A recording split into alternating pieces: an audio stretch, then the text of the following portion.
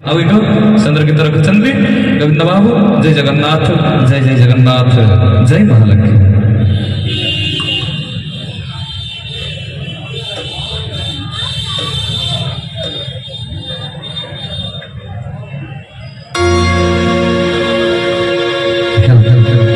एक सुंदर नदिया भजन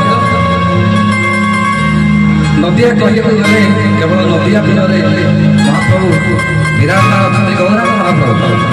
ये गीत पर मोर मुखला गोटे हजार मत नहीं जा नदिया भाई मान अनुरोध अच्छी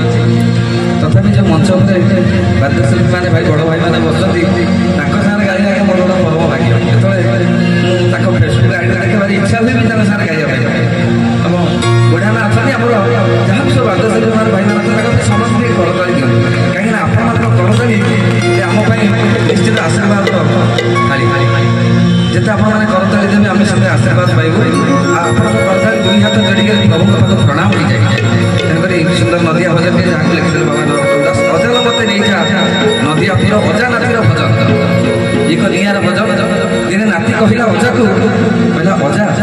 ये जो नदिया पुर महाप्रभु अच्छा समस्त खाली नदिया नदिया नदिया नदिया होती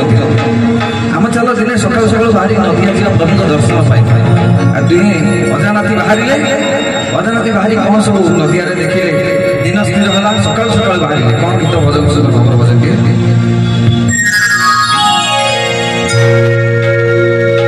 अजालो मते नहीं जा नदिया पूरा अजालो मते नहीं जा नदिया दादार चिन्हे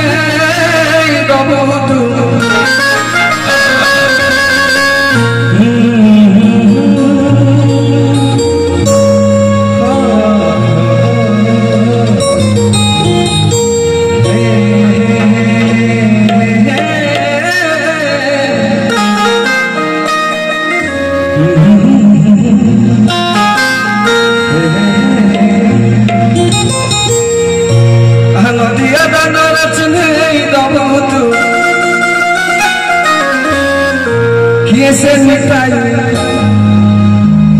से निकाय से निकाय से निकाय